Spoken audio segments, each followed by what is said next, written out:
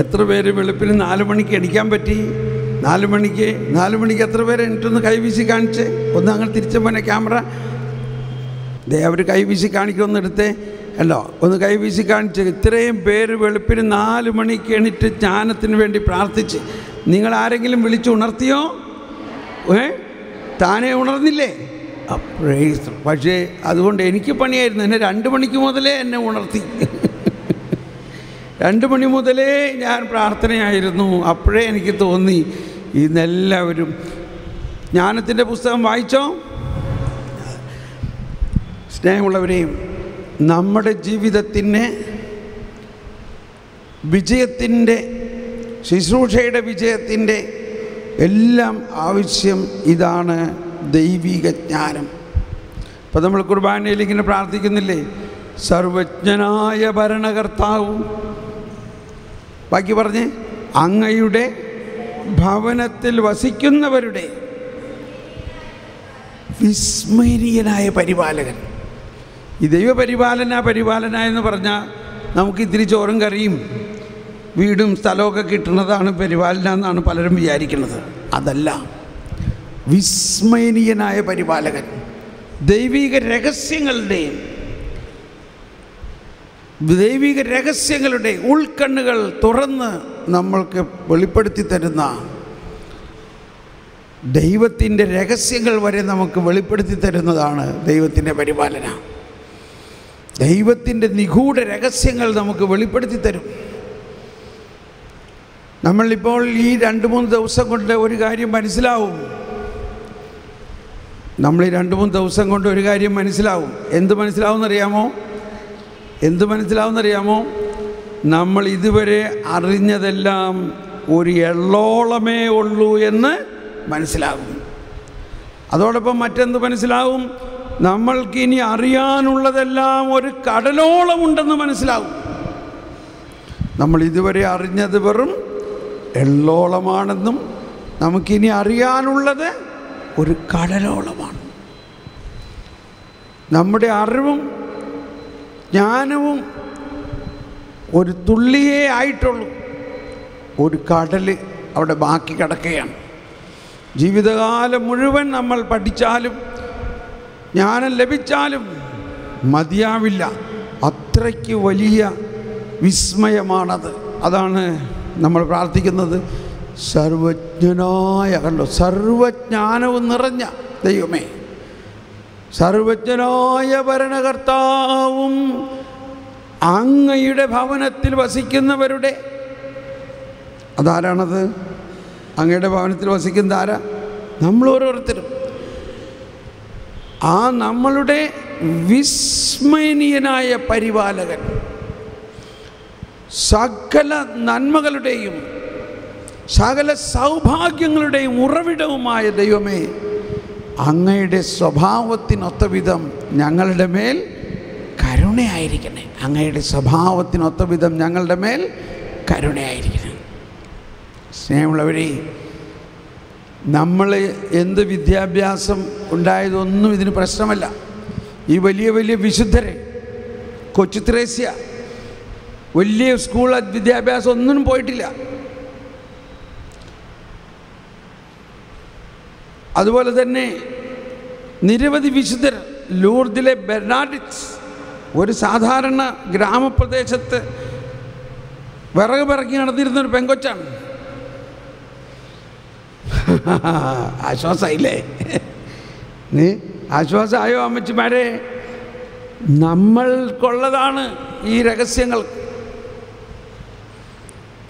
ഈ അപ്പസ്തോലന്മാർ ആരെങ്കിലും കോളേജിൽ പോയി പഠിച്ചവരാണോ? പറയ്. അവർ കടപ്പുറത്ത് മീൻ പിടിച്ച് നടന്നിരുന്ന ആൾക്കാരെ ആണ് അപ്പസ്തോലന്മാരാക്കിയത്. ആ അപ്പസ്തോലന്മാർ അതിനുശേഷം പരിശുദ്ധാത്മാവ് കൊണ്ട് നിറഞ്ഞു കഴിഞ്ഞപ്പോൾ വലിയ സദസ്സിൻ്റെ മുമ്പിൽ വന്നിട്ട് ഭയങ്കര വീരോടെ പറയണ കേട്ടപ്പോൾ അവർ പറയണ, ഇവര് വിദ്യാഭ്യാസമൊന്നുമില്ലാത്ത ഇവരിങ്ങനെ ഇതൊക്കെ പറയണമെന്ന്. ഈ അക്ഷരാഭ്യാസം ഇല്ലാത്ത ആൾക്കാരൊക്കെ ഇവരെങ്ങനെ ഇത് പറയണമെന്ന്. അവർക്കങ്ങ് ലജ്ജ തോന്നി. എന്തുകൊണ്ടാണ്? നമുക്കൊരക്ഷരാഭ്യാസം ഇല്ലെങ്കിൽ ദൈവത്തിന് സ്തുതി, എന്നാൽ ദൈവത്തിൻ്റെ അഭ്യാസം നമുക്ക് കിട്ടും, ദൈവത്തിൻ്റെ ജ്ഞാനം കിട്ടും. ഞാൻ എൻജിനീയറൊക്കെയായി ഒരുപാട് പ്രഗത്ഭമായ കാര്യങ്ങളൊക്കെ ചെയ്തു. അതുകൊണ്ട് തലയിലെ മുടി പോയതെന്നല്ലാണ്ട് എനിക്കൊരു പ്രയോജനം ഉണ്ടായില്ല. വെറുതെയാണ് ഈ മക്കളൊക്കെ പഠിപ്പിച്ച് വലുതാക്കണത്. എന്നാൽ ആ നേരം കൊണ്ട് വീട്ടിലിരുന്ന് തന്നെ അവരെ കുറേ വചനം പഠിപ്പിക്കുക, ദൈവത്തെക്കുറിച്ച് പഠിപ്പിക്കുകയാണെങ്കിൽ ദൈവരാജ്യം പടരും, നമുക്ക് സമാധാനം ഉണ്ടാവും. ഒരു അമ്മ പറയുകയാണ്, എൻ്റെ മകൻ നന്നായിട്ട് പഠിച്ച് അവന് സ്കോളർഷിപ്പ് കിട്ടി, അവന് വിദേശ രാജ്യത്ത് ഫ്രീ ആയിട്ട് പഠിക്കാൻ സ്കോളർഷിപ്പ് കിട്ടി. അപ്പോൾ പിന്നെ ഭയങ്കര എല്ലാവരും അവനെക്കുറിച്ച് അങ്ങ് പൊക്കി. വീട്ടുകാരും നാട്ടുകാരും സ്കൂളിലൊക്കെ മെഡലും ഫ്ലെക്സ് അടിച്ച് ഇത് കണ്ട് അവന് സ്കോളർഷിപ്പ് കിട്ടി. അങ്ങനെ അവൻ അവിടെ പോയി പഠിച്ച് കുറച്ച് നാൾ കഴിഞ്ഞ് അവൻ നാട്ടിലൊരിക്കൽ വന്നപ്പോൾ പറയാണ്, അമ്മേ അവൻ്റെ കോളറൊക്കെ ഇപ്പോൾ വലുതായി, അവൻ്റെ ശബ്ദമൊക്കെ വലുതായി. പണ്ട് നമ്മൾ കണ്ട മോനല്ല അവൻ്റെ ശബ്ദമൊക്കെ ഇപ്പോൾ പരുഷമായ ശബ്ദമായി. അവൻ പറയാണ്, അമ്മ ഈ പള്ളിയിലൊക്കെ പോയതുകൊണ്ടൊരു കാര്യമൊന്നുമില്ല, ഈ ദൈവമൊന്നുമില്ല, അതൊക്കെ നിങ്ങളുണ്ടാക്കിയതാണ്. അമ്മയ്ക്കറിയോ, ഞാനിപ്പോൾ എന്ത് സംഘടനയാണ്? നിരീശ്വരവാദി സംഘടനയിലെ ഒരംഗമാണ്. അതെന്തോന്നാണ് ആ സംഘടന? അത് അമ്മയ്ക്കറിയണ്ട. നിരീശ്വരവാദി സംഘടനയിലെ ഒരു അംഗമാണ് ഞാൻ. എൻ്റെ കർത്താവേ, അമ്മ പറയാണ്, ഞാൻ എന്തിനാണ് ഇവനെ ഈ സ്കോളർഷിപ്പ് പിടിച്ച് ഫാറിനിൽ അയച്ചത്? ഇതാണ് ഇന്നത്തെ അവസ്ഥ. നമ്മൾ വിചാരിക്കണേ ഇതൊക്കെ പഠിച്ച് വലിയ ആൾക്കാരെ ആയി കഴിയുമ്പോഴേക്കും അവരൊക്കെ നന്നാവുന്നതാണ്. സ്നേഹമുള്ളവരെയും, നമ്മുടെ മക്കൾക്ക് ആദ്യം കൊടുക്കേണ്ടത് ദൈവിക ജ്ഞാനമാണ്. അത് കൊടുക്കണമെങ്കിൽ അതാദ്യം നമ്മളിൽ നിറയണം. ആരിൽ നിറയണം? നമ്മൾക്ക് വയസ്സായി വിചാരിച്ച് വിഷമിക്കൊന്നും വേണ്ട, തലമുടി നരച്ച് വിചാരിച്ച് വിഷമിക്കേണ്ട. നമ്മുടെ ഉള്ളിൽ ഈ ജ്ഞാനം നിറഞ്ഞു കഴിഞ്ഞാൽ ആ ജ്ഞാനം എത്ര നിരീശ്വരവാദിയായാലും അവൻ്റെ ഉള്ളിലേക്ക് പ്രവഹിക്കും. അങ്ങനെയാണ് ദൈവരാജ്യം പ്രസരിക്കേണ്ടത്. സർവജ്ഞനായ ഭരണകർത്താവും അങ്ങയുടെ ഭവനത്തിൽ വസിക്കുന്നവരുടെ അങ്ങയുടെ ഭവനത്തിൽ വസിക്കുന്നവരുടെ വിസ്മയനീയനായ പരിപാലകനും.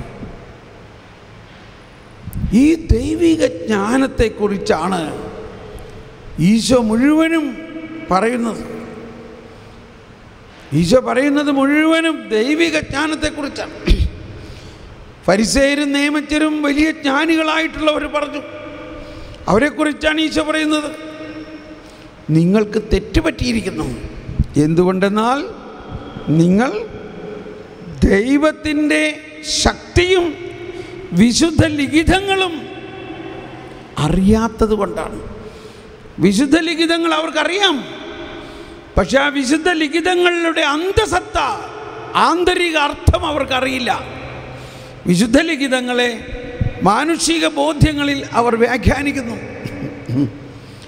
ഒരു ഉദാഹരണം പറയാം കേട്ടോ. നമ്മൾ അവരെ വിമർശിക്കാൻ വേണ്ടിയല്ല കേട്ടോ, നമ്മൾക്ക് കാര്യം പഠിക്കാൻ വേണ്ടിയിട്ടാണ്.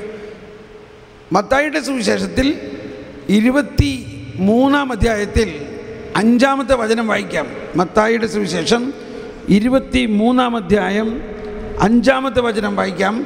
അതിൽ പറയുന്നത് ഇതാണ്: ഫരിസേയരും നിയമജ്ഞരും അവരുടെ നെറ്റിപ്പട്ടങ്ങൾക്ക് വീതി കൂട്ടിയും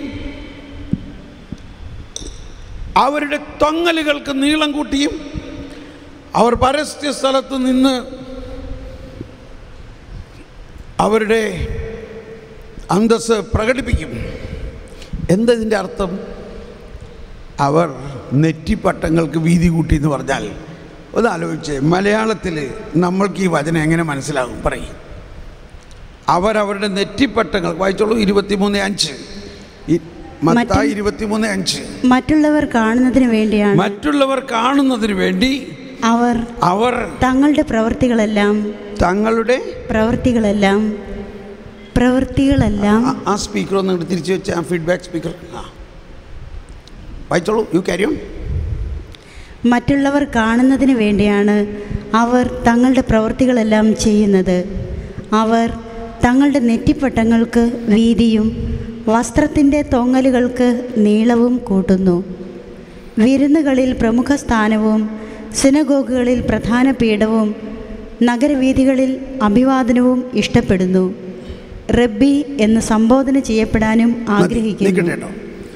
നമുക്ക് എന്ത് മനസ്സിലായി എന്ന് പറയുമ്പോൾ തിരുവചനമാണ് നിങ്ങൾ കേട്ടത്. അപ്പോൾ ഇതെല്ലാം പഠിക്കണോ വേണ്ടേ നമ്മൾ? ആരെങ്കിലും ഒന്ന് പറയാമോ നെറ്റിപ്പട്ടങ്ങൾക്ക് വീതി കൂട്ടി എന്ന് വെച്ചാൽ? നമ്മളെ സംബന്ധിച്ച് നെറ്റിപ്പട്ടം എന്ന് കേട്ടാൽ നമുക്ക് ഉടനെ മനസ്സിൽ വരുന്നത് ആനയുടെ നെറ്റിപ്പട്ടമാണ്. ഇതാണ് ബൈബിൾ പഠിക്കുമ്പോൾ ഉള്ള ബുദ്ധിമുട്ട്.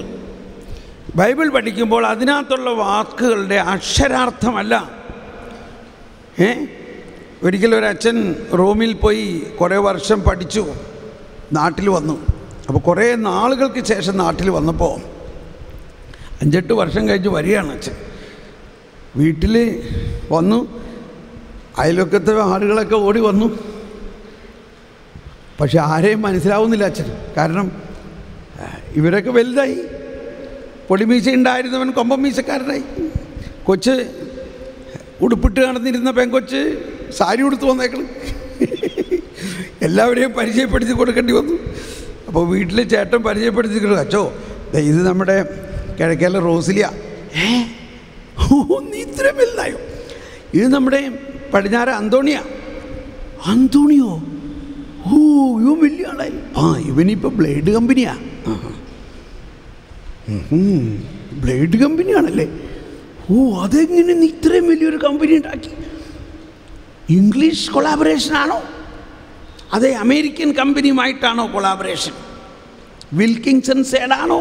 7 o'clock ആണോ? ഏത് ബ്ലേഡ്? മനസ്സിലായി ഇതൊക്കെ പറഞ്ഞത് നിങ്ങൾക്ക്? അതായത് പ്രസിദ്ധമായ 2 ബ്ലേഡ് ഫാക്ടറിയുടെ പേരാണ് വിൽക്കിൻസൺ സേഡും 7 o'clock. ഫോറിനിലുള്ള ആളുകൾക്ക് ഇതൊക്കെയാണ് അറിയണത്. അപ്പം എല്ലാവരും ചിരിക്കാൻ തുടങ്ങിയപ്പോൾ ചേട്ടൻ പറയാണ്, എന്നാച്ചോ ഇവിടെ നമ്മുടെ നാട്ടിൽ ബ്ലേഡ് കമ്പനി എന്ന് പറഞ്ഞാൽ അങ്ങനെയല്ല അതിൻ്റെ അർത്ഥം. പിന്നെ എന്താ ബ്ലേഡ് കമ്പനി? ബ്ലേഡ് കമ്പനി എന്ന് പറഞ്ഞാൽ ഇവിടെ അന്യായ പലിശയ്ക്ക് പണം കടം കൊടുക്കുന്ന പ്രസ്ഥാനത്തിനാണ് ബ്ലേഡ് കമ്പനി. ഓഹോ, അങ്ങനെയാണല്ലേ. മനസ്സിലായോ? ഇപ്പം ബൈബിൾ എഴുതുന്ന കാലത്ത് ഇങ്ങനൊരു പ്രയോഗം അവിടെ എഴുതിയിട്ടുണ്ട്. മത്തായിക്ക് ബ്ലേഡ് കമ്പനി ആയിരുന്നു എന്ന് പറഞ്ഞാൽ 2000 വർഷം കഴിഞ്ഞിട്ട് അതിൻ്റെ അർത്ഥം മനസ്സിലാക്കാൻ ശ്രമിക്കുമ്പോൾ എന്ത് മനസ്സിലാവും? ഡിക്ഷണറിയിൽ നോക്കുമ്പോൾ ബ്ലേഡ് കമ്പനി, ഡിക്ഷണറിയിൽ നോക്കുമ്പോൾ എന്താ കാണുന്നത്? ബ്ലേഡ് എന്ന് പറഞ്ഞാൽ ഷേവ് ചെയ്യാൻ എടുക്കണ ഒരു ഉപകരണമാണ് ബ്ലേഡ്. അതുണ്ടാക്കണ കമ്പനി എന്നാണ് അർത്ഥം ഉണ്ടാവും. പക്ഷേ അർത്ഥത്തിലല്ലല്ലോ അവിടെ പറയണത്, ഇല്ലേ? എന്ന പോലെ അതിനു മുമ്പ് ഞാൻ പറഞ്ഞതെന്താ?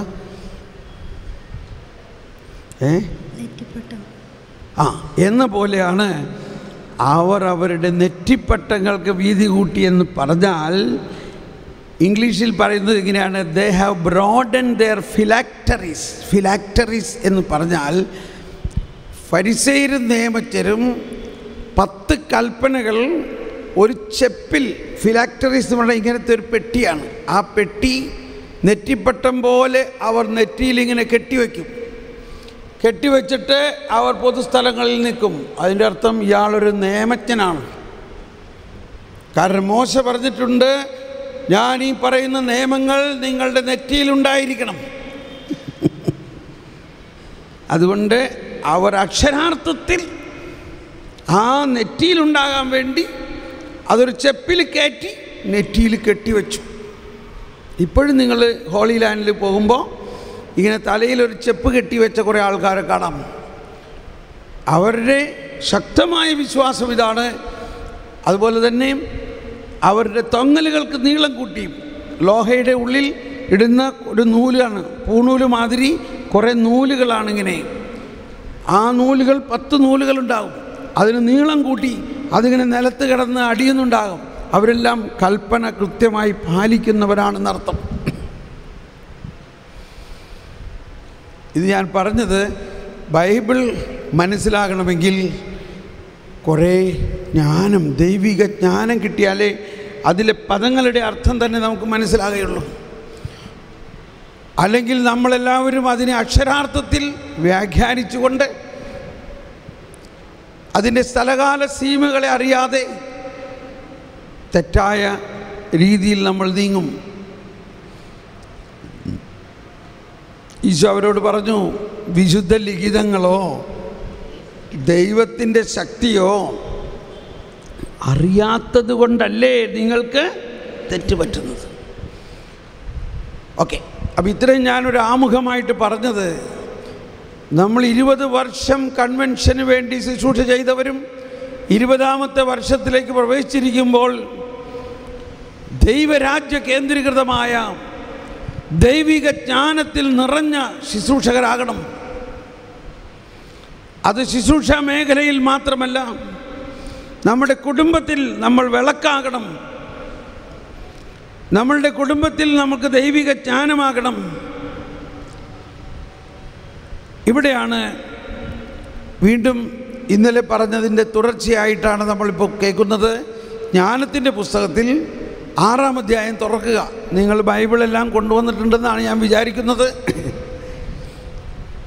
ജ്ഞാനം 6-ാം അധ്യായത്തിൽ പ്രത്യേകമായിട്ട് 5 കാര്യങ്ങൾ പറയുന്നുണ്ട്. എങ്ങനെ ഈ ജ്ഞാനം ലഭിക്കാമെന്ന്, ഈ ജ്ഞാനം എങ്ങനെ ലഭിക്കാമെന്ന് കൃത്യമായി പറയുന്നുണ്ട്. ആശ്വാസം ഇല്ലേ? പക്ഷേ വെളുപ്പിനെറ്റ് പ്രാർത്ഥിക്കുന്ന കാര്യം അവിടെ പറയുന്നുണ്ട്.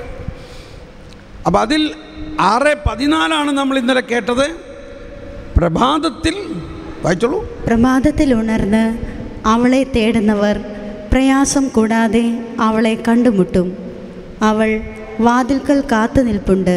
എല്ലാവരും ഒന്ന് കരമുയർത്തി ശബ്ദമുയർത്തി ഏറ്റ് പറയാം. പ്രഭാതത്തിൽ ഉണർന്ന് അവളെ തേടുന്നവർ പ്രയാസം കൂടാതെ അവളെ കണ്ടുമുട്ടും. അവൾ വാതിൽക്കൽ കാത്തു നിൽപ്പുണ്ട്. Praise the Lord. വാസ്തവത്തിൽ ഇതെൻ്റെ ഒരു സാക്ഷ്യമാണ്. ഞാൻ പണ്ടെല്ലാം എൻജിനീയറായിരുന്നു ജോലി ചെയ്യുന്നപ്പോഴെല്ലാം വെളുപ്പിനെ എണീക്കാമെന്ന് പറഞ്ഞാൽ എനിക്ക് ഭയങ്കര ബുദ്ധിമുട്ടാണ്. എൻ്റെ ഭാര്യ ചായ ഉണ്ടാക്കി കൊണ്ടുവരും, വീണ്ടും ചായ ഉണ്ടാക്കും, എന്നാലും ഞാൻ എണീക്കില്ല. അവസാനം ഒരു ദിവസം കുറേ വെള്ളം കൊണ്ടുവന്ന് തലയിലൊഴിച്ച് അപ്പോഴാണ് ഞാൻ എണീക്കണേ. അത്രയ്ക്ക് മടിയൻ, പ്രത്യേകിച്ച് രാവിലെ എണീക്കണ കാര്യത്തിൽ. നന്നായിട്ട് ഉറങ്ങാൻ പറ്റുന്ന ഒരു സമയമാണ് അത് രാവിലെ. പക്ഷേ നവീകരണത്തിലേക്കെല്ലാം വന്നപ്പോൾ പരിശുദ്ധാത്മാവിൻ്റെ ചെവിക്ക് പിടിക്കിങ്ങനെ എണിക്കുകയാണ്. ജ്ഞാനം വേണം നിനക്ക്, ജ്ഞാനത്തിന് വേണ്ടി പ്രാർത്ഥിക്കണം. അങ്ങനെ ഇരിക്കുമ്പോഴാണ് ഈ വചനം എന്നെ സ്പർശിച്ചു. എന്താണ് സ്പർശിച്ചതെന്നറിയാമോ? ആരോ എന്നെ കാത്ത് ഇരിക്കുന്നു. ഇപ്പോൾ നമ്മളെ കാണാൻ നമ്മുടെ വീട്ടിൽ നിന്ന് ആരോ റെയിൽവേ സ്റ്റേഷനിൽ ഇറങ്ങും രാവിലെ എന്ന് പറഞ്ഞാൽ നമ്മൾ വെളുപ്പിന് ഓടിപ്പോകുമോ റെയിൽവേ സ്റ്റേഷനിൽ അവരെ കൊണ്ടുവരാൻ? എന്ന പോലെ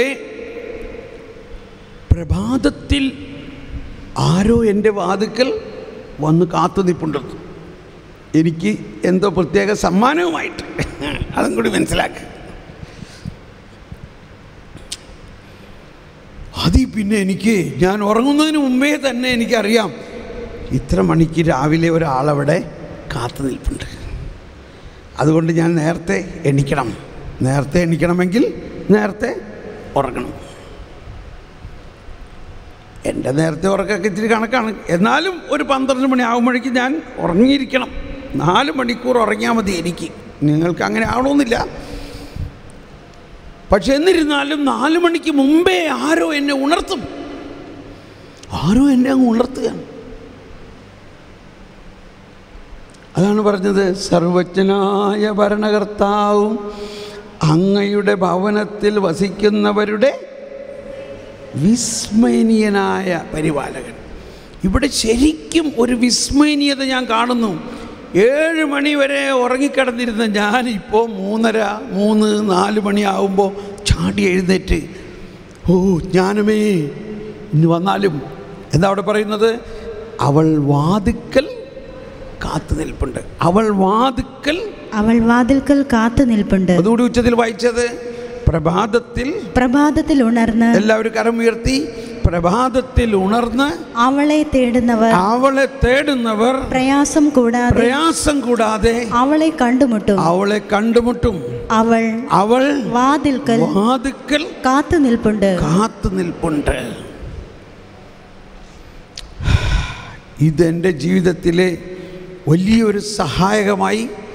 അങ്ങനെ ഞാൻ എല്ലാ ദിവസവും വെളുപ്പിനെ എഴുന്നേറ്റാൽ ഉടനെ തന്നെ ഞാൻ ഈ ജ്ഞാനമേ എൻ്റെ ഉള്ളിൽ നിറയണേ. പിന്നെ ആ ജ്ഞാനത്തിന് വേണ്ടി കുറേ പ്രാർത്ഥിക്കും. അപ്പോൾ ഇവിടെ ഈ വചനത്തിൻ്റെ അപ്പുറവും ഇപ്പുറവും എഴുതിയിരിക്കുന്നതാണ് 5 കാര്യങ്ങൾ. 5-ൽ കൂടുതലുണ്ട്, അല്ലെങ്കിൽ ഒരു 7 കാര്യങ്ങൾ എന്ന് വേണമെങ്കിൽ പറയാം. ഒരു കണക്കാകട്ടെ, ഫുൾ നമ്പർ 7 കാര്യങ്ങൾ. 11 മുതൽ 6, 11, 12, 13, 14, 15 5 വചനങ്ങളാണ്. അതിൽ 7 കാര്യങ്ങളുണ്ട്. ജ്ഞാനം എങ്ങനെ കിട്ടും എന്നുള്ളതാണ്. ജ്ഞാനം എങ്ങനെ കിട്ടും? 6, 11 വായിക്കാം. എല്ലാവരും ഏറ്റു പറഞ്ഞുകൊണ്ട്, എൻ്റെ വചനങ്ങളിൽ, എല്ലാവരും കരമുയർത്തി ശബ്ദമുയർത്തി, എൻ്റെ വചനങ്ങളിൽ അഭിലാഷമർപ്പിക്കുവിൻ. അവയോട് തീവ്ര അഭിനിവേശം കാണിക്കുവിൻ. നിങ്ങൾക്ക് ജ്ഞാനം ലഭിക്കും. Praise the Lord. ആദ്യത്തെ ജ്ഞാനം ലഭിക്കാനുള്ള ഡയറക്റ്റ്, കണ്ടോ എത്ര കൃത്യമായിട്ട് പറഞ്ഞിരിക്കുകയാണ്. നിങ്ങൾക്ക് ജ്ഞാനം ലഭിക്കും. എങ്ങനെയാണെങ്കിൽ എൻ്റെ വചനങ്ങളിൽ അഭിലാഷമർപ്പിക്കുവിൻ. അവയോട് തീവ്ര അഭിനിവേശം കാണിക്കുവിൻ. ആ ബൈബിളൊന്ന് തരാമോ അമ്മച്ചി? ഈ ഒരു നമ്മുടെ സുറിയാനി കുർബാന പോലെ വേറെ ഒരു കുർബാനയുണ്ട്. ഇതിൻ്റെ കവർ വെച്ചോ, ഇവിടെ നിന്നോട്ടോ, അവിടെ നിന്ന് ബൈസൻറ്റൈൻ കുർബാന. ബൈസൻറ്റൈൻ എന്ന് പറയുന്നത് മലങ്കര സഭ മാതിരി തന്നെ വേറൊരു കത്തോലിക്ക സഭയാണ്. ആ സഭയിൽ വേദപുസ്തകം വായിക്കുന്നതിന് മുമ്പ് വൈദികൻ ആ പുസ്തകം ഉയർത്തിപ്പിടിച്ചുകൊണ്ട് ഇങ്ങനെ പറയും, Wisdom be attentive. ജ്ഞാനം ശ്രദ്ധയോടെ കേൾക്കുവിൻ. അത് ഗ്രീക്ക് ഭാഷയിൽ ഇങ്ങനെയാണ്, സോഫിയ ഓർത്തി. സോഫിയ എന്ന് പറഞ്ഞാൽ ജ്ഞാനം. അതുകൊണ്ടാണ് നമ്മൾ പെണ്ണുങ്ങൾക്കൊക്കെ സോഫിയ എന്ന് പേരിടുന്നത്. സോഫിയ ഓർത്തി, ജ്ഞാനം ശ്രദ്ധയോടെ കേൾക്കുവിൻ. Wisdom be attentive. അതിനുശേഷമാണ് സുവിശേഷം വായിക്കുന്നത്. എന്തുകൊണ്ടാണ്? യേശുവാണ് ജ്ഞാനം. ആ ജ്ഞാനം മനുഷ്യനായി അവതരിച്ചു. ആ ജ്ഞാനം തൻ്റെ വചനത്തിലൂടെ നമ്മിലേക്ക് പകരുന്നു. വീണ്ടും 6:11 വായിക്കാം. എൻ്റെ വചനങ്ങളിൽ, എല്ലാവരും ശബ്ദം ഉയരട്ടെ, എൻ്റെ വചനങ്ങളിൽ അഭിലാഷമർപ്പിക്കുവിൻ. അവയോട് തീവ്ര അഭിനിവേശം കാണിക്കുവിൻ. നിങ്ങൾക്ക് ജ്ഞാനം ലഭിക്കും. സോഫിയ ഓർത്തി. സോഫിയ ജ്ഞാനം. ഇത് എളുപ്പമുള്ള കാര്യമല്ലേ? എൻ്റെ വചനങ്ങളിൽ അഭിലാഷമർപ്പിക്കുവിൻ. ഇപ്പം ചിലപ്പോൾ ചിലവർ എന്നെ വിളിച്ചിങ്ങനെ ഒരുപാട് കരയാറുണ്ട്. എൻ്റെ ബ്രദറെ, ഞാൻ ഇത്രയും ധ്യാനങ്ങൾ കൂടി, ഇതാണ് പ്രശ്നം, എൻ്റെ വീട്ടിലൊരു പ്രശ്ന സമാധാനമില്ല, ഞാൻ എന്ത് ചെയ്യണം? ഞാൻ പറഞ്ഞേ, ഒരു മിനിറ്റ്, നിൻ്റെ ഈ അസ്വസ്ഥതകളെല്ലാം ഈശോനെ അറിയോ ഇല്ലയോ?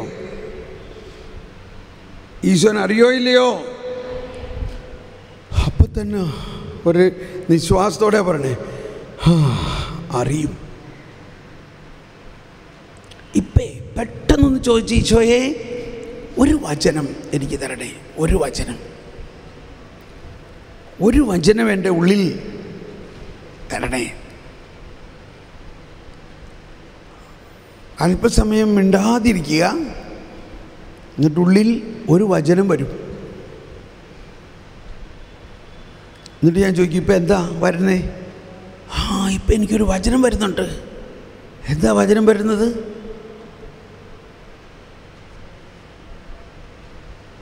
ഞാൻ നിൻ്റെ കാര്യത്തിൽ ശ്രദ്ധാലുവാണ്. ഇപ്പം എന്താ തോന്നണേ? ഭയങ്കര ഒരു സമാധാനം വരുന്നു.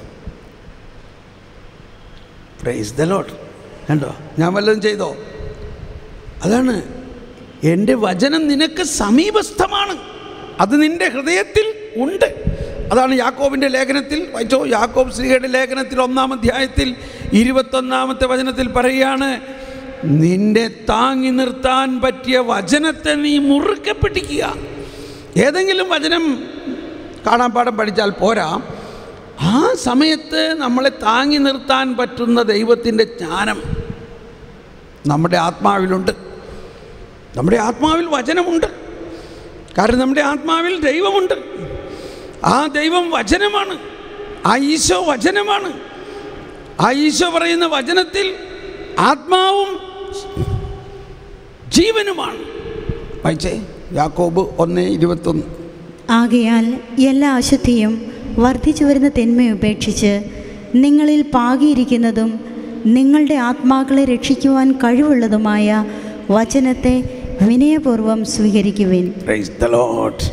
ഒന്ന് ശബ്ദമുയർത്തിയേറ്റ് പറഞ്ഞേ, ആകയാൽ എല്ലാ അശുദ്ധിയും വർദ്ധിച്ചു വരുന്ന തിന്മയും ഉപേക്ഷിച്ച് നിങ്ങളിൽ പാകിയിരിക്കുന്നതും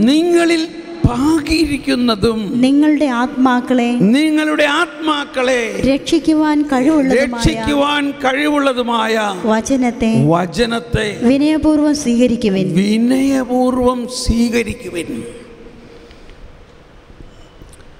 1:21 ആണെങ്കിൽ പത്രോസ് ശ്ലീഹയുടെ ലേഖനത്തിൽ 1-ാം ലേഖനത്തിൽ 1:23 ഒന്ന് നോക്കിയേ. പത്രോസ് ശ്ലീഹയുടെ 1-ാം ലേഖനത്തിൽ 1-ാം അധ്യായത്തിൽ 23. നിങ്ങൾ വീണ്ടും ജനിച്ചിരിക്കുന്നത് നശ്വരമായ ബീജത്തിൽ നിന്നല്ല, അനശ്വരമായ, കരമുയർത്തി ശബ്ദമുയർത്തി എല്ലാവരും ഉച്ചത്തിൽ പ്രഘോഷിച്ചുകൊണ്ട്, അനശ്വരമായ ബീജത്തിൽ നിന്നാണ് സജീവവും സനാതനവുമായ ദൈവവചനത്തിൽ നിന്നാണ്. ഒരിക്കൽ കൂടി എല്ലാവരും ശബ്ദമുയർത്തിയേറ്റ് പറഞ്ഞുകൊണ്ട്, നിങ്ങൾ വീണ്ടും ജനിച്ചിരിക്കുന്നത് നശ്വരമായ ബീജത്തിൽ നിന്നല്ല, അനശ്വരമായ ബീജത്തിൽ നിന്നാണ് സജീവവും സനാതനവുമായ ദൈവവചനത്തിൽ നിന്നാണ്. Praise the Lord, praise the Lord. അപ്പോൾ നമ്മുടെ ഹൃദയത്തിൽ ദൈവവചനം ഉണ്ടായിരിക്കണം. അതാണ് സങ്കീർത്തനത്തിൽ 119-ാം സങ്കീർത്തനത്തിൽ 105-ാമത്തെ വചനം നമ്മൾക്ക് ഇഷ്ടം പോലെ അറിയാം. അങ്ങയുടെ വചനം എൻ്റെ പാദത്തിനു വിളക്കും, പാതയിൽ പ്രകാശവുമാണ്, അവ എൻ്റെ ഹൃദയത്തിൻ്റെ ആനന്ദമാണ്. എല്ലാവരും, അങ്ങയുടെ വചനം എൻ്റെ പാദത്തിനു വിളക്കും, പാതയിൽ പ്രകാശവുമാണ്, അവ എൻ്റെ ഹൃദയത്തിൻ്റെ ആനന്ദമാണ്. വീണ്ടും അതിന് തൊട്ട് മുമ്പ് അത് തേനിനേക്കാൾ മധുരമാണെന്നാണ് പറയണത്. 103-ാമത്തെ വചനത്തിൽ പറയുകയാണ്. 119, 103 പഠിക്കുള്ളൂ. അങ്ങയുടെ നിയമത്തെ ഞാൻ അധികം സ്നേഹിക്കുന്നു, അങ്ങയുടെ വാക്കുകൾ എനിക്കെത്ര മധുരമാണ്, അവ എൻ്റെ തേനിനേക്കാൾ മധുരമാണ്, തേനിനേക്കാൾ മധുരമാണ്. കണ്ടോ? ഒന്നുകൂടി പാടി അവസാനത്തെ ഭാഗം. അങ്ങയുടെ വാക്കുകൾ എനിക്കെത്ര മധുരമാണ്, അവ എൻ്റെ നാവിന് തേനിനേക്കാൾ മധുരമാണ്, തേനിനേക്കാൾ മധുരമാണ്.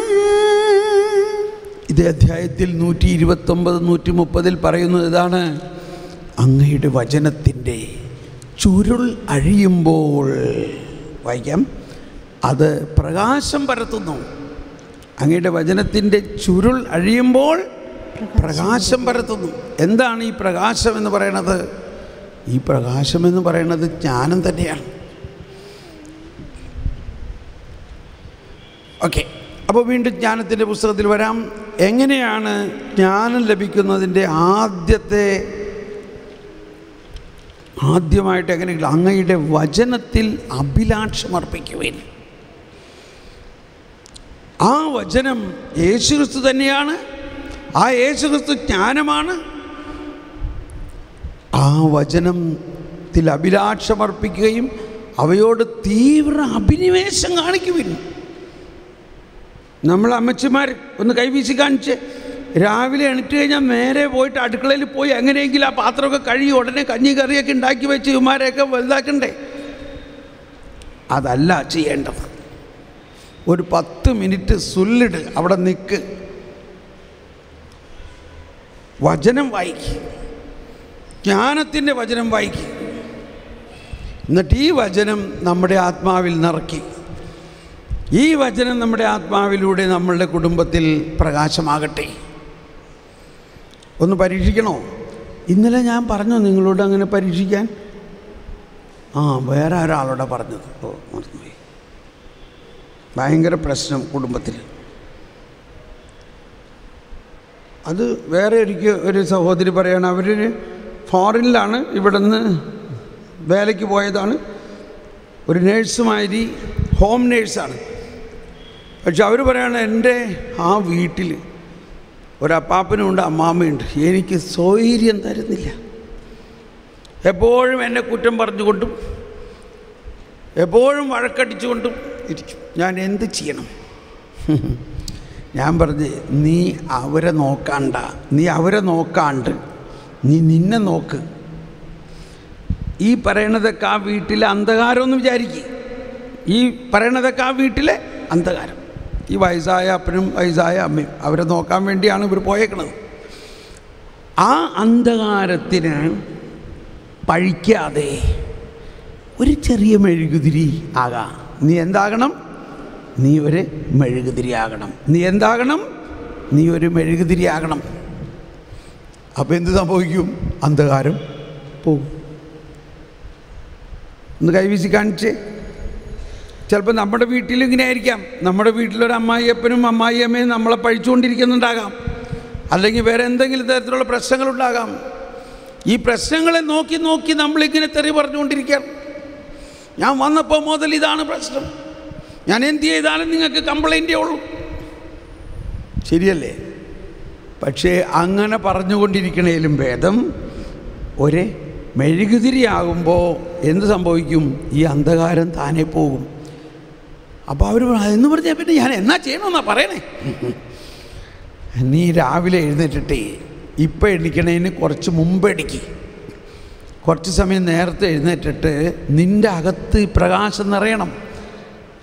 ഈ പ്രകാശം എന്നെല്ലാം ബൈബിളിൽ പറയുന്നത് ദൈവത്തിൻ്റെ ജ്ഞാനമാണ്. നക്ഷത്രം, രാജാക്കന്മാർ നക്ഷത്രം കണ്ടു എന്ന് പറയുന്നത് ജ്ഞാനമാണ്. ആർക്കും കാണാമായിരുന്നു, അത് എല്ലാവർക്കും കാണാമായിരുന്നു. പക്ഷെ 3 പേർക്കേ മനസ്സിലായുള്ളൂ ഇതെന്താണ് സംഭവം എന്ന്.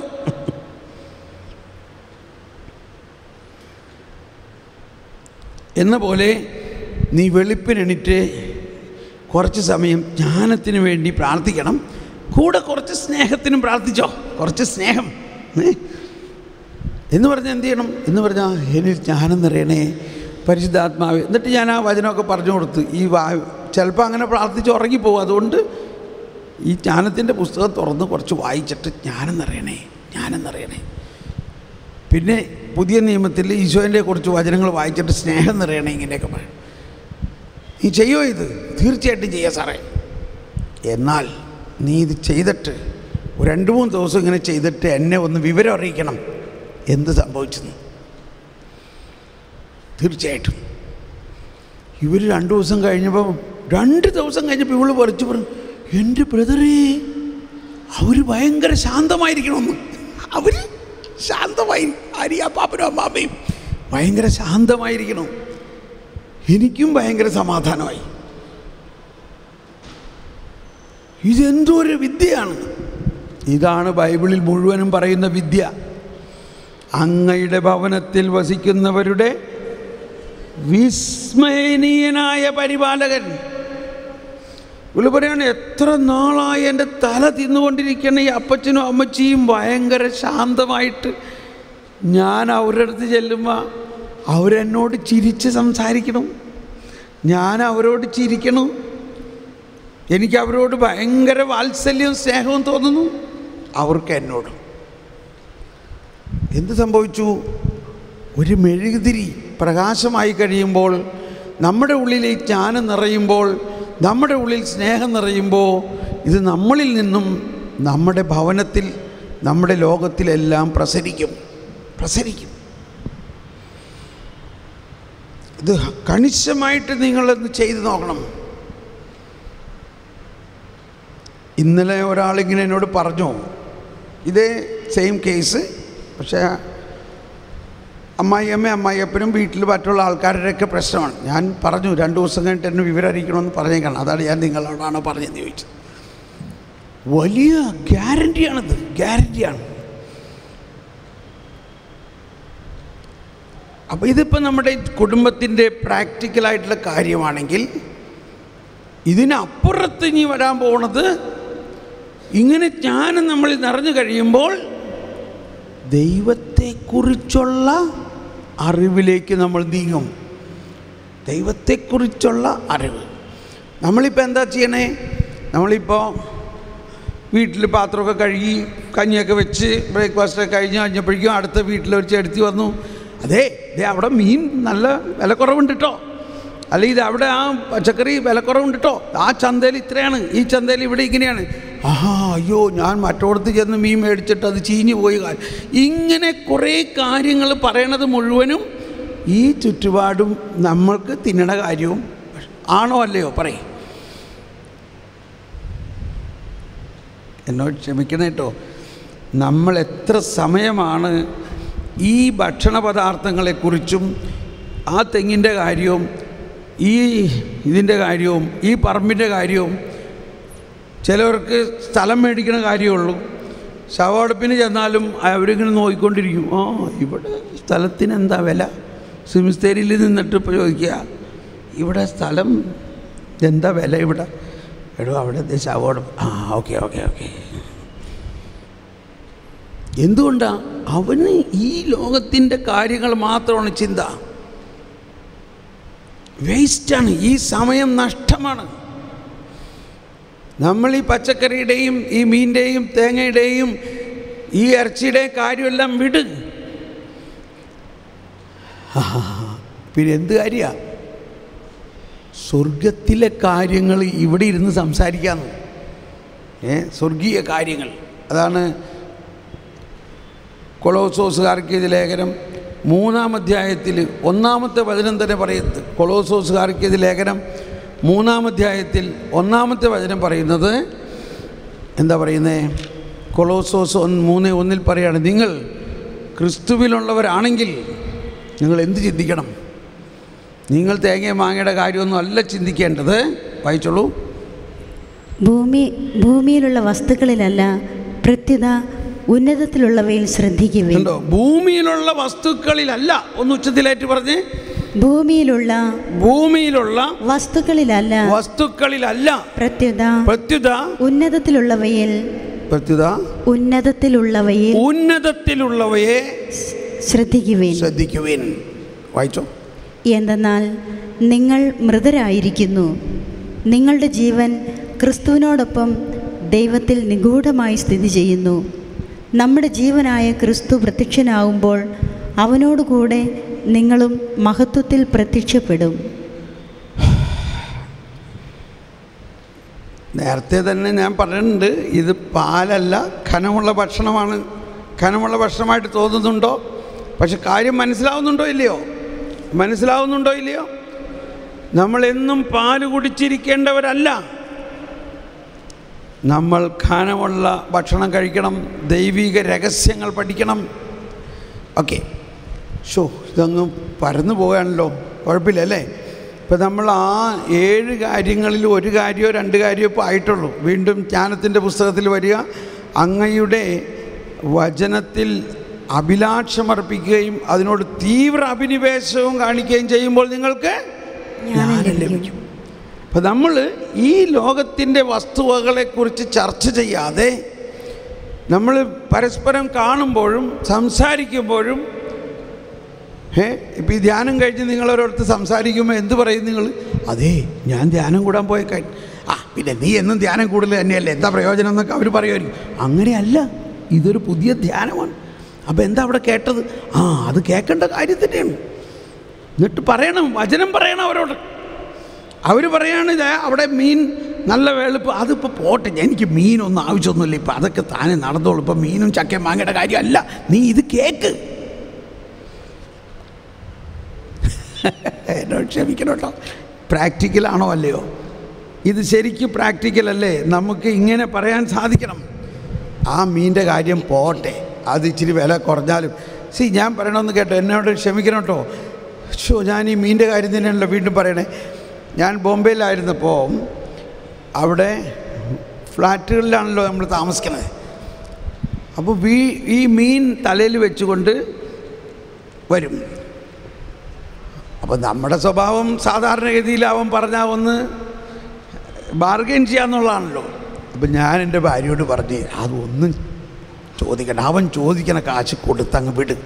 കാരണം ഈ പാവം വെളുപ്പിന് എഴുന്നേറ്റ് എങ്ങോ ദൂരെ പോയിട്ട് ഈ തലയിൽ ഈ മീൻ മുഴുവനും വെച്ച് ആ മീനിൻ്റെ എന്താ പറയുക, വെള്ളം മുഴുവനും മേത്ത് ഒലിച്ച് ഇത് ചുവന്നുകൊണ്ട് വീട് തോറും നടക്കുന്ന അവനോട് നമ്മൾ ഇങ്ങനെ വില പേശാമോ?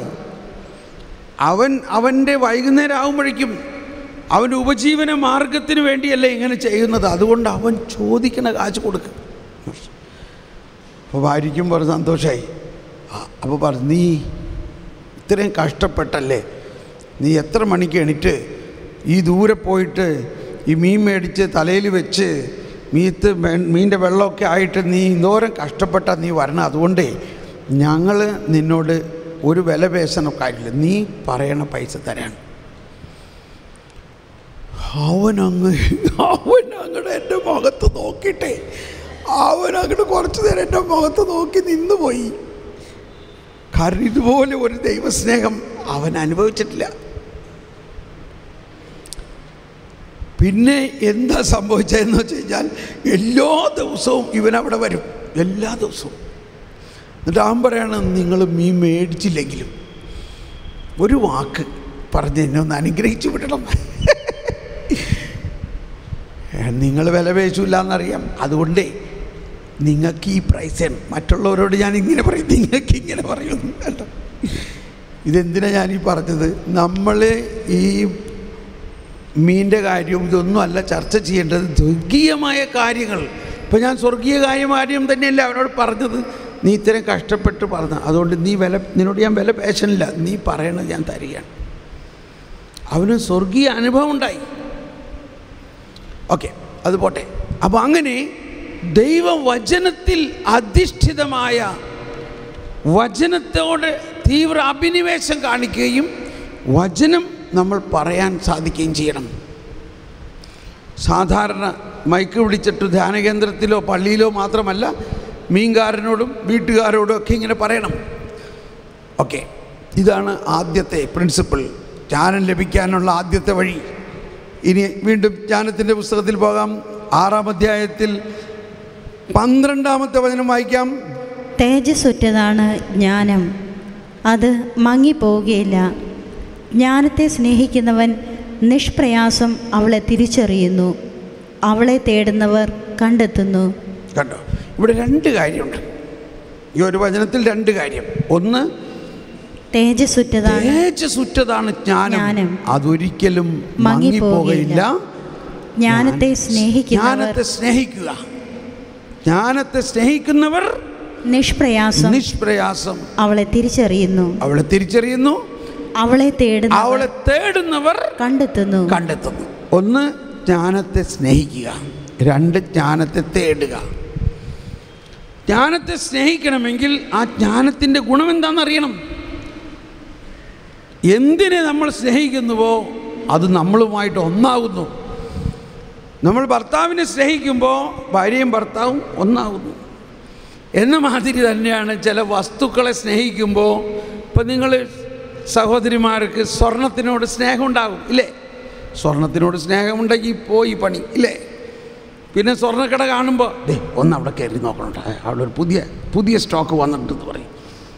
എൻ്റെ അടുത്ത് കാശൊന്നുമില്ല. ഭർത്താവ് പറയും എൻ്റെ അടുത്ത് ഇപ്പോൾ പൈസ ഒന്നുമില്ല കേട്ടോ. അല്ല, ഒന്ന് നോക്കാനാന്നേ, നോക്കാൻ പൈസ വേണ്ടല്ലോ. അത് ശരിയാണ്, എന്നാൽ നോക്ക്, ഞാൻ ഇവിടെ വണ്ടിയിലിരുന്നോളാം. അല്ലല്ല, നിങ്ങളും വായോ. അങ്ങനെ ഇയാളെ പിടിച്ചു പോയി സ്വർണ്ണക്കടയിൽ കയറി. അയാൾ സെയിൽസ്മാൻ പറയരുതേ, ചേച്ചി ഈ സാധനം ഉണ്ടല്ലോ, ഒരു പീസേ ഉള്ളൂ, ഒരേ ഒരു പീസേ ഉള്ളൂ, ഇത് ഇന്ന് വിറ്റ് പോയാൽ പിന്നെ നാളെ കിട്ടില്ല, ഇത് പുതിയ ഇറങ്ങിയിട്ടുണ്ട്. അതെ, ഇത് കണ്ടോ, ഇത് നല്ലൊരു സാധനം, എന്തായാലും സ്വർണ്ണമല്ലേ, നമ്മൾ മേടിച്ച് വെച്ചാലും അതൊരു മുതലല്ലേ. അപ്പം നീ എന്താ പറഞ്ഞേ? അത് ആ ക്രെഡിറ്റ് കാർഡ് എടുത്തിട്ടങ്ങ് മേടിക്ക്, അത് നമ്മുടെ കയ്യിലിരിക്കട്ടെ. എന്തിനു പറയണ്? ഈ ചേടുത്തി സ്വർണം മേടിപ്പിച്ചിട്ട് അവിടെ നിന്ന് ഇറങ്ങിയുള്ളൂ. എന്തുകൊണ്ടാണ്? അവൾക്ക് സ്വർണത്തിനോട് സ്നേഹമുള്ളതുകൊണ്ടാണ്. എന്ന പോലെ എന്തിനെ സ്നേഹിക്കണം? ജ്ഞാനത്തെ സ്നേഹിക്കണം. ജ്ഞാനത്തെ സ്നേഹിക്കുമ്പോൾ സ്വർണ്ണക്കടയിൽ പോകില്ല. പിന്നെ അതിൻ്റെ അപ്പുറത്തെ ഒരു ബുക്ക് ഷോപ്പ്. അപ്പോൾ ഈ ചേർത്തി പറയും, ഇത്രയും നാൾ സ്വർണ്ണക്കടയിൽ പോയിരുന്ന ചേർത്തി പറയും, ഓ ഈ സ്വർണ്ണമൊക്കെ മേടിച്ച് വെച്ചിട്ട് കാര്യമൊന്നുമില്ല, നമുക്ക് അവിടെ ഒരു പുസ്തകക്കടയുണ്ട്, അവിടെ പുതിയ പുസ്തകം വല്ലതും വന്നിട്ടുണ്ടാന്ന് നോക്കാം. ഭർത്താവിന് വിശ്വസിക്കാൻ പറ്റില്ല, ഇതെന്ത് പറ്റി? അവിടെ വന്നപ്പോൾ നോക്കിയപ്പോൾ അവിടെ എഴുതിയേക്കണു, കൊച്ചു ത്രേസ്യയുടെ നവമാലിക പുതിയ സ്റ്റോക്ക്. അയ്യോ, അതൊരെണ്ണം എടുത്തേ. വിശുദ്ധ അഗസ്തീനോസിൻ്റെ ജീവചരിത്രത്തിൻ്റെ ചെറിയ പതിപ്പ്, സകല വിശുദ്ധന്മാരുടെയും ചെറിയ അയ്യോ, സകല വിശുദ്ധന്മാരോ ഒരു പുസ്തകത്തിലോ? അത് നോക്കിയപ്പോൾ എന്താ? ബട്ട്ലർ സെയിൻസ് ബുക്ക്, 300 വിശുദ്ധന്മാരുടെ ചെറിയ ജീവചരിത്രം അടങ്ങിയിരിക്കുന്ന പുസ്തകം. ഒരു നിധി കണ്ടെത്തിയ ഒരു തോന്നലാണ്. കണ്ടോ ഇല്ലയോ? സകല വിശുദ്ധന്മാർ, 300ഓളം വിശുദ്ധന്മാരുടെ ഷോർട്ട് ബയോഗ്രഫി. അത് തുറന്നു നോക്കിയപ്പോൾ കുപ്പർട്ടിനോ, പറക്കുന്ന വിശുദ്ധൻ. പറക്കണോ? വിശുദ്ധൻ പറക്കണോ? പറക്കണം, വിശുദ്ധൻ പറക്കണം. നിധി കണ്ടെത്തിയോ? ഇപ്പം ഏതാണ് ഇതിനകത്ത് വില കൂടുതലുള്ളത്? അവിടെ കാണുന്ന സ്വർണമോ ഈ 300 വിശുദ്ധന്മാരുടെ ജീവിതമോ? അതാണ് ജ്ഞാനത്തെ സ്നേഹിക്കുന്നവർക്ക്. വായിച്ചോളൂ. ജ്ഞാനത്തെ സ്നേഹിക്കുന്നവർ നിഷ്പ്രയാസം അവളെ തിരിച്ചറിയുന്നു. അവളെ തേടുന്നവർ കണ്ടെത്തുന്നു. ഇപ്പം ശരിക്കൊരു ഉദാഹരണമായില്ലേ? സ്വർണ്ണക്കടയുടെ അപ്പുറത്ത് തന്നെയാണ് കേട്ടോ ഈ പുസ്തകക്കട. എവിടെ കയറും? ഇതാണ്. ഒന്ന് സ്തുതിച്ച് നന്ദി പറഞ്ഞ കർത്താവേ, പരിശുദ്ധാത്മാവേ ഈ ജ്ഞാനം നൽകണേ. എല്ലാവരും ഒന്ന് സ്തുതിച്ചേ, ഒന്ന് എഴുന്നേറ്റൊന്ന് സ്തുതിച്ചേ. പരിശുദ്ധാത്മാവേ ജ്ഞാനം നൽകണമേ. എല്ലാവരും ശബ്ദമുയർത്തി സ്തുതിച്ചേ. ജ്ഞാനം നൽകണമേ. പരിശുദ്ധാത്മാവേ ജ്ഞാനം നൽകണമേ. ഓക്കെ, ഇരിക്കാം. ഞാൻ പെട്ടെന്ന് ഇനി ഓടാൻ പോവുകയാണ്. എല്ലാവരും ഇരിക്കാം. പെട്ടെന്ന് പറയാൻ പോവുകയാണ്. 12 മണിക്ക് നമ്മൾ വിശുദ്ധ ബലി അർപ്പണമാണ്. 12 മണിക്ക്. അതിനു മുമ്പ് ഈ ജ്ഞാനത്തിൻ്റെ 7 കാര്യങ്ങൾ പറയാണ്. ഇപ്പം എത്ര കാര്യങ്ങൾ കഴിഞ്ഞു? 1, തൻ്റെ വചനത്തിൽ അഭിലാഷമർപ്പിക്കുക, ജ്ഞാനം ലഭിക്കും. 2, ജ്ഞാനത്തെ സ്നേഹിക്കുന്നവർക്ക് ജ്ഞാനം ലഭിക്കും. 3, ജ്ഞാനത്തെ തേടുന്നവർക്ക് ജ്ഞാനം ലഭിക്കും. ഇനി 13ാമത്തെ വചനം എന്താ പറയുന്നത്? തന്നെ അഭിലഷിക്കുന്നവർക്ക് വെളിപ്പെടാൻ അവൾ തിടുക്കം കൂട്ടുന്നു. അത് ഭയങ്കര രസമാണ്. ഇപ്പം ഞാൻ സ്വാഭാവികമായിട്ട് ഇങ്ങനെ ജ്ഞാനത്തിന് വേണ്ടി പ്രാർത്ഥിക്കുന്നു, ജ്ഞാനത്തിനെ കുറിച്ച് ക്ലാസ് എടുക്കുന്നു. ജ്ഞാനം എൻ്റെ രാവിലെ മുതലുള്ള സബ്ജക്റ്റാണ്. അങ്ങനെ ഇരിക്കെ ഒരാളെന്നെ കാണാൻ വന്നിരിക്കുമ്പോൾ ഒരച്ഛനാണ് എന്നെ കാണാൻ വന്നിരിക്കുമ്പോൾ അച്ഛൻ പറയാണ്, തോമസ് പോളെ, ഞാൻ നിനക്കൊരു സമ്മാനം കൊണ്ടുവന്നിട്ടുണ്ട്. താങ്ക് യു അച്ഛൻ. നമുക്ക് ഭയങ്കര ഒരു ആകാംക്ഷയായി, എന്തായിരിക്കും ഈ സമ്മാനം. അപ്പോൾ സമ്മാനത്തിൻ്റെ പൊതിയൊക്കെ ഉണ്ട്, ഒരു ബോക്സ്. അത് തുറന്നപ്പോൾ എന്താ കാണുന്നതെന്നറിയാമോ? സാരിയോ പട്ട് സാരിയോ ഒന്നും അല്ല അതിനകത്തുള്ളത്, സ്വർണമല്ല. അതിനകത്ത് വിശുദ്ധ യോഹന്നാൻ ക്രൂസ് എഴുതിയ സകല പുസ്തകങ്ങളും അടങ്ങിയിരിക്കുന്നത്. All works of John of the cross. എൻ്റെ കർത്താവേ, എന്തോ ഒരു വലിയ നിധിയാണത്. കണ്ടോ, ഞാൻ ജ്ഞാനത്തെ തേടുന്നവനായതുകൊണ്ട് മറുവശത്തു നിന്ന് ജ്ഞാനം എന്നെ അന്വേഷിച്ച് ഇങ്ങോട്ട് വരുന്നു. ഞാനൊരിക്കൽ ഈ ബൈബിളിലും വചനത്തോടുമല്ല എൻ്റെ ആർത്തി, ഞാനിങ്ങനെ വെളുപ്പിന് എഴുന്നേറ്റ് ഇങ്ങനെ ഇരുന്ന് പ്രാർത്ഥിക്കും. അപ്പോൾ ഒരു അച്ഛൻ്റെ പള്ളിമേടയിലാണ് അന്ന് ഞാൻ നോർത്ത് ഇന്ത്യയിൽ ഇങ്ങനെ അച്ഛൻ്റെ കൂടെ കുറച്ച് നാൾ പ്രാർത്ഥിക്കുന്നു. അവിടെ ഫാക്ടറിയിൽ അന്ന് ജോലിയും. വെളുപ്പിന് എഴുന്നേറ്റ് ഇങ്ങനെ ഈ വചനം വായിക്കുകയും വചനം പഠിക്കണോ, വചനത്തിന് തിരിച്ച് നോക്കണം, മറിച്ച് നോക്കണം, അവിടെ ഇങ്ങനെ എഴുതിയിരിക്കണം, ഇവിടെ ഇങ്ങനെ എഴുതിയിരിക്കണം. ഈ അച്ഛനോട് ഞാൻ ഇതിനെക്കുറിച്ചൊക്കെ ഇങ്ങനെ സംസാരിക്കാൻ തുടങ്ങി. ഒരു ദിവസം അച്ഛൻ പറഞ്ഞു, നീ ഇവിടെ ഇരിക്കുക, ഞാനിപ്പോൾ വരാം. അച്ഛൻ പോയിട്ട് മച്ചിൻ്റെ പുറത്തെങ്ങാണ്ടും അച്ഛൻ്റെ പഴയ എന്ന് വെച്ചാൽ ശേഖരണത്തിൻ്റെ ഒരു അറയിൽ പോയിട്ട് ഒരു സ്വർണ്ണ കളറുള്ള ഒരു പെട്ടി ഇങ്ങെടുത്ത് കൊണ്ടുവന്നിരിക്കുകയാണ്. എന്നിട്ട് അത് തുറന്നു. അതിനകത്ത് എന്നെ കാണിച്ചു തരികയാണ്, ഇത് ഒരു ഫോറിൻ ബൈബിളാണ്, അമേരിക്കൻ ബൈബിൾ. ഇത് എനിക്ക് കിട്ടിയിട്ട് ഞാൻ പോലും ഇത് വായിക്കാറില്ല. കാരണം അത്രയ്ക്ക് വലിയ യോഗ്യത എനിക്കില്ലയെന്ന് പ്രതീക്ഷിച്ച് ഞാൻ സാധാരണ ഒരു ബൈബിളാണ് വായിക്കാറ്. പക്ഷെ ഇന്ന് എനിക്ക് മനസ്സിലായി, 7 വർഷമായി ഇതെൻ്റെ അടുത്തിരിക്കണത്. ഇത് നൽകാൻ യോജിച്ച ഒരാളെ ഞാൻ അന്വേഷിക്കുകയായിരുന്നു. Praise the Lord. ഇത് എന്നെ പൊക്കി പറയാൻ വേണ്ടിയല്ല ഞാൻ പറയുന്നത്, ജ്ഞാനം നമ്മളെ അന്വേഷിച്ച് വരണത് കാര്യമാണ്. ഇത് ഞാൻ നിനക്ക് സമ്മാനിക്കണം. ഞാൻ പറഞ്ഞു, എനിക്കതുണ്ടായ സന്തോഷം എന്തിനു പറയണു. ആ ബൈബിള് അതിനകത്ത് കുറേ കാര്യങ്ങൾ വേറെയൊക്കെ എഴുതിയിട്ടുണ്ട്, ഓരോ വചനത്തിൻ്റെ. അങ്ങനെയാണ് ഞാൻ ഈ വചനത്തിൻ്റെ ഉൾക്കാഴ്ചകൾ പഠിച്ചത്, അതിൻ്റെ ഇൻ്റർപ്രിറ്റേഷൻ ഇതൊക്കെ എഴുതിയിട്ടുണ്ട്. നമ്മുടെ ബൈബിളിലും അതിൻ്റെ അടിക്കുറിപ്പിലാണ് ഇതൊക്കെ എഴുതിയിരിക്കുന്നത്. അപ്പോൾ അതാണ് ഈ പറഞ്ഞതിൻ്റെ അർത്ഥം. ജ്ഞാനത്തെ അഭിലഷിക്കുന്നവരെ തന്നെ അഭിലഷിക്കുന്നവർക്ക് വെളിപ്പെടാൻ അവൾ തിടുക്കം കൂട്ടുന്നു. ആ ബൈബിള് എൻ്റെ ജീവിതത്തിൽ ഏറ്റവും വലിയ ഒരു നാഴികക്കല്ലായിരുന്നു ആ ബൈബിള്. അത് ഞാൻ തുറന്നിട്ട് അതിൻ്റെ ഒരു വശത്ത് വചനം, മറുവശത്ത് അതിൻ്റെ വ്യാഖ്യാനം, അതിൻ്റെ താഴെ അടിക്കുറിപ്പ്, വെളിപാടുകൾ എന്നെ പഠിപ്പിക്കുന്നു. നമ്മൾ ജ്ഞാനത്തിന് വേണ്ടി അങ്ങ് പ്രാർത്ഥിക്കുമ്പോൾ ഇങ്ങനെ മറ്റുള്ളത് നമ്മുടെ അടുത്തേക്ക് ഇങ്ങനെ താനേ വരും. ഇപ്പം എത്ര പോയിൻ്റായി? 4 പോയിൻ്റായി. 5ാമത്തെ പോയിൻ്റ് നമ്മൾ പറഞ്ഞു കഴിഞ്ഞു. പ്രഭാതത്തിൽ ഉണർന്ന് അവളെ തേടുന്നവർക്ക് പ്രയാസം കൂടാതെ അവളെ കണ്ടെത്താം. ഇനി 6ാമത്തെ പോയിന്റ് 15ാമത്തെ വചനം.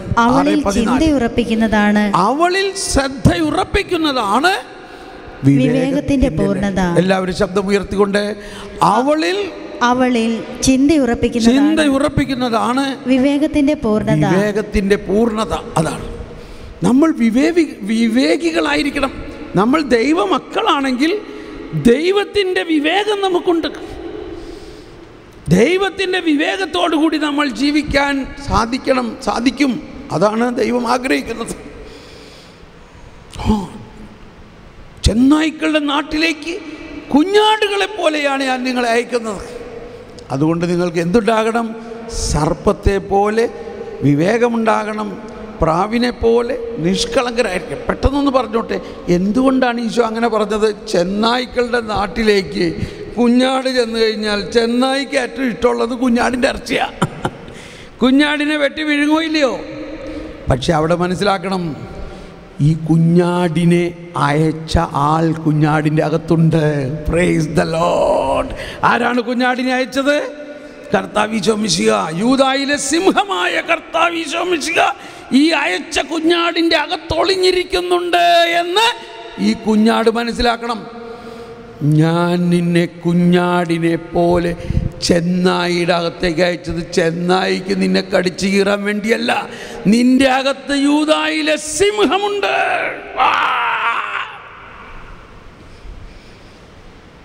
ഇത് നീ മനസ്സിലാക്കിയിട്ടുണ്ടെങ്കിൽ നിന്റെ ബുദ്ധി ഉപയോഗിച്ച് കുഞ്ഞാടേ, നീയും ഞാനും കൂടി ഈ ചെന്നായിയെ കടിച്ചു കീറും. ചെന്നായിയെ നമ്മൾക്ക് പരാജയപ്പെടുത്താം. അതാണ് B prudent like A serpent. അതാണ് പറയുന്നത്. ഈ ജ്ഞാനത്തിൽ വായിക്കാം 15.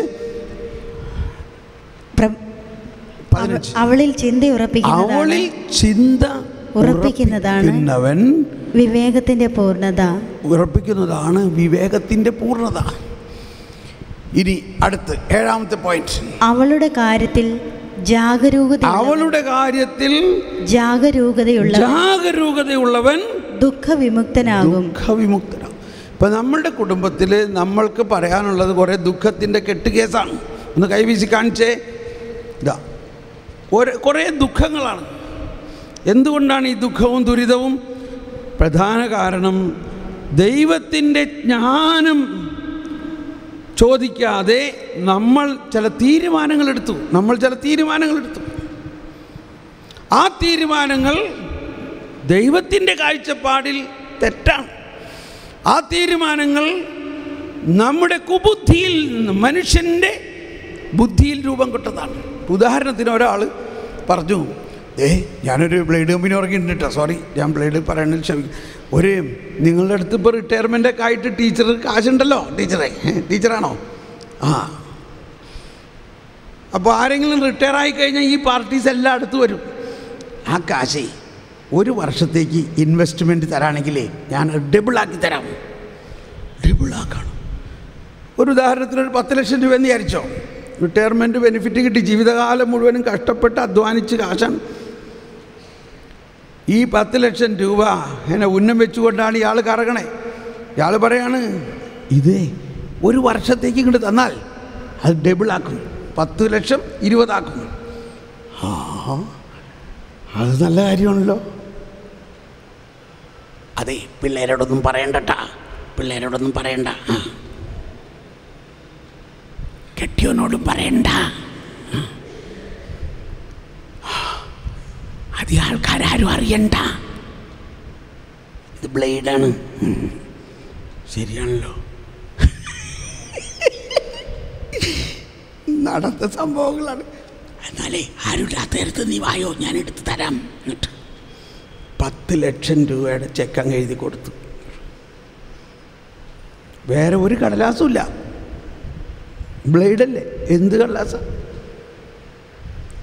അവൻ അതോടുകൂടി പോയിട്ട് പിന്നെ ആളെ കാണാനില്ല. മാസങ്ങളായിട്ട് 3-4 മാസം കഴിഞ്ഞപ്പോൾ പറയണം, ബ്ലേഡ് കമ്പനി പൊട്ടി,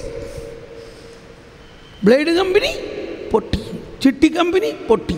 ആളും പോയി, ബോർഡുമില്ല, കടയുമില്ല, ഒന്നുമില്ല. ആൾ കാശ് കൊണ്ട് കടന്നു കഴിച്ചു. ദുഃഖമായോ, ദുരിതമായോ? ആരോട് പറയുന്നു?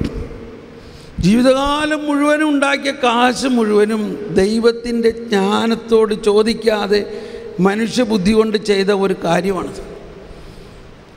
ഇതല്ലേ, ഇതുപോലെയുള്ള സംഭവങ്ങളല്ലേ നമ്മുടെ കുടുംബത്തിൽ ഒരുപാട് ദുരിതങ്ങളും ദുഃഖത്തിനും കാരണം പറയൂ. ഓരോരുത്തരും മുറുക്കാൻ കട ഇട്ടപ്പോൾ, അയ്യോ അവിടെ മുറുക്കാൻ കടയിൽ നല്ല സെയിൽസ് ഉണ്ടല്ലോ, എന്നാൽ നമുക്കും ഒരു മുറുക്കാൻ കട അതിൻ്റെ അടുത്ത് തന്നെ ഇടാം. ഇതാണ് നമ്മുടെ സംസ്കാരം. അപ്പം ഇങ്ങനെ നമ്മുടെ